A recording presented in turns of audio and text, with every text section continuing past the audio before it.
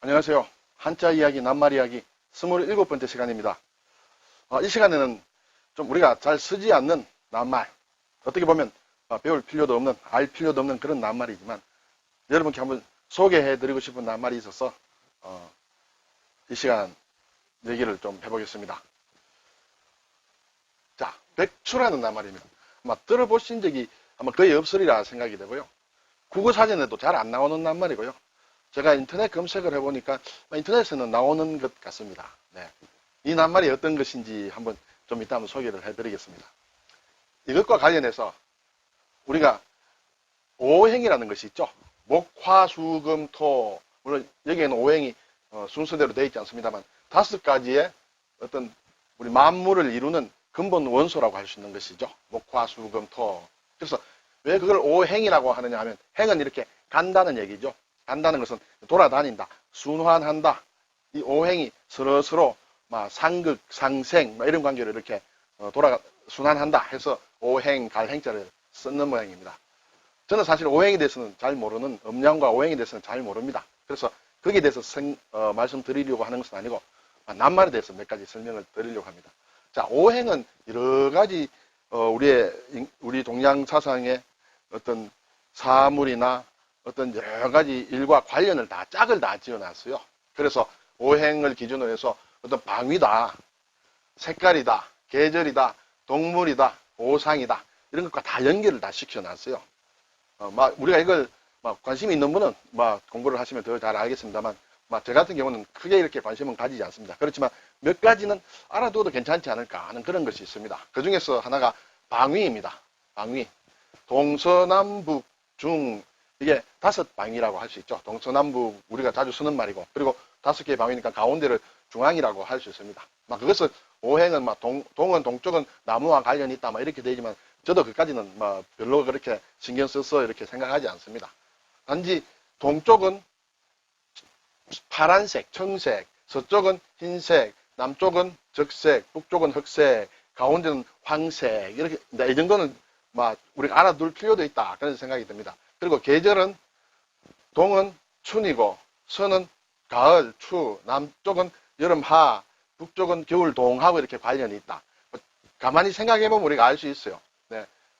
그리고 동물은 또 우리가 사신도라는 것이 있죠. 사신도, 네 방위에 관련해가지고 이렇게 옛날 고구려 고분 같은데 그려놓은 그런 그림이죠. 그래서 청룡이다, 백호다, 주작이다, 현무다 이렇게 해서 각 방위마다 이렇게 관련된 그러한 동물들을 이렇게 배치를 해놓고 그것에 관련이 된다 이렇게 했죠. 그리고 중앙은 우리가 황룡이다 이렇게 주로 얘기들을 하고 있습니다. 그리고 오상이라는 것이 있는데요. 오상 5가지. 이 상은 이런 글자입니다. 항상 상. 그래서 항상 늘 있어야 되는 5가지다 해서 인, 의, 예, 지, 신. 이것은 항상 있어야 된다.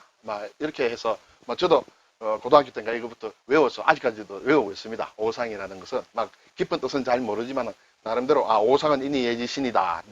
그 정도는 제가 외우고 있습니다. 그래서 이렇게 오행과 여러 가지가 관련이 되어 있다. 이것은 어떻게 관심이 계신 분은 개별적으로 이렇게 좀 외워도 되겠습니다. 오늘 우리가 낱말과 관련해서 제가 드리고 싶은 것이 두 번째 나와 있는 글자입니다. 자, 여기 백추라는 낱말을 썼는데요. 백추. 자, 백추와 관련돼 제일 쉽게 생각할 수 있는 것이 계절의 별명이라는 것이 있습니다. 자, 동서남북 중과 관련해서 색깔이 관련이 되어 있고 또 계절이 관련이 되어 있습니다. 그래서 우리가 봄은 우리가 청춘이라고 합니다. 이 동과 청과 춘이 연결이 되어 있기 때문에 이렇게 청춘이라는 낱말이 나옵니다. 이것은 봄을 뜻하는 말입니다. 우리가 흔히 청춘이라면 봄을 뜻한다기보다 한 20대 전후에 젊은 사람들을 얘기하기도 하고 물론 청춘이라면 봄이 제일 먼저 떠오르겠죠. 그렇지만 원래 청춘이란 말은 봄의 별명이다 이렇게 생각하실 수 있어요. 봄을 뜻하는 것이 별명이다. 왜냐하면 봄은 항상 푸른 청과 연결이 되어 있기 때문에 그렇다는 것이고요. 자, 여름은 붉은색과 연결이 되어 있습니다. 붉은적이죠. 근데 그것은 별명이 주하라고 합니다. 자, 하는 여름 하자고 여기 붉은적인데 적하라 하지 않고 주하라고 합니다. 주는 이렇게 붉다는 뜻에 이것도 붉다는 뜻이거든요. 그래서 주하라고 합니다. 그리고 가을은 이제 흰색과 가을이 연결이 되어 있습니다. 그래서 백추라는 말입니다. 백추. 제가 오늘 소개해드리고 싶은 말이 백추라는 말이에요. 자, 그리고 겨울은 검은색과 겨울이 연결이 되어 있습니다. 그러면 흑동이 돼야 되는데 흑동이라 하지 않고 여기서는 현동이라고 합니다. 검다는 뜻을 또 우리가 하늘천 따지 검을현 누루황 할 때 검을현이거든요. 현이나 흑이나 관련된 그 색입니다. 역시 검다는 뜻입니다. 그래서 겨울은 현동이라고 합니다. 이 네 가지 낱말 중에서 우리가 지금 쓰고 있는 것은 청춘이라는 낱말만 쓰지 백추다, 주하다, 현동이라는 낱말은 쓰지 않고 있어요. 제가 이러한 낱말이 있다는 것을 알았을 때 참 아깝다. 상당히 청춘만큼이나 아주 뜻이 있고 멋있는 낱말인데 왜 안 쓰지 하고 제가 그때 가지고 있던 국어사전을 막 찾아봐도 이런 낱말이 안 나와요. 안 나오더라고요. 그래서 이래이래 또 검색을 하는 동안에 이런 말이 있긴 있는데 우리는 지금 쓰지 않으니까 우리 국어사전에서도 지워진 낱말이다. 그렇게 생각을 하고 있습니다. 자, 그래서 청춘은 이제 계절의 별명이기도 하지만 인생을 이렇게 또 계절과 나누어서 이렇게 젊었을 때 그리고 주하라는 것은 여러분 이것보다는 조금 나이가 들었겠죠. 한 3, 40대나 막 그렇게 할 수 있겠죠. 그러면 가을은 백추는 나이로 치면 인생으로 치면 한 5, 60대나 이렇게 될 수 있겠고 겨울은 7, 80대라고 할까요? 요즘 자꾸 수명이 늘어나니까 어느 정도로 배치해야 될지 모르겠습니다만 20세 전후라 그러면 40세 전후, 60세 전후, 80세 전후 그쯤 해도 요즘의 나이로 보면 대략 맞지 않겠나 해서 저는 이러한 말을 제 개인적으로는 우리가 한자를 어느 정도 관심이 있으면 남들은 몰라도 남들 모르는 것 몇 개 알고 있으면 어때요? 그렇죠? 그래서 제가 소개를 드리고 싶었어요. 그리고 하나 더 말씀드리고 싶은 것은 이제 아까 오상이라는 것이 있었죠.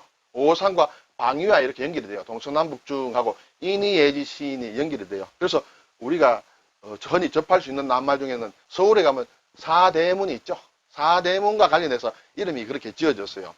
동쪽에 있는 것은 동대문이죠. 동대문의 본 이름은 흥인지문이죠. 흥인. 이는 어진인이에요. 흥인지문. 인을 이렇게 널리 편다. 그런 뜻, 또는 흥하게 한다. 이렇게 하는 그런 문이다. 그리고 서대문은 서쪽은 의가 됩니다. 그래서 돈의 문이다. 돈은 돈독하게 한다. 그래서 의를 이렇게 돈독하게 한다. 의를 두텁게 한다. 그런 뜻이 될 것입니다. 그리고 남대문은 우리가 숭례문이라 하죠. 예, 인이 예지신의 네, 숭례문. 예의를 숭상한다. 그런 뜻이 될 것 같습니다. 그리고 북쪽은 우리가 인이 예지니까 이것이 홍지문 이렇게 아마 지금은 잘 쓰지 않는 문이기 때문에 이름이 바뀌어서 지금은 숙정문이라고 하거든요. 네, 그 청와대 그 뒤에 삼청동 그 위에 올라가면 있는 문이 이제 숙정문인데 원래 이름은 홍지문이다. 지혜를 이렇게 넓힌다. 그런 뜻이겠죠. 넓을 홍 이렇게 되겠습니다. 그리고 가운데는 이제 문은 아니고 인이 예지 시인이 이제 마지막 다섯 번째고 역시 중앙을 뜻합니다. 그래서 사대문 가운데 있는 보신각을 이제 이렇게 해서 사대문과 보신각을 합쳐서 방위와 오상을 합쳐서 이제 이름을 이렇게 지었다는 거죠.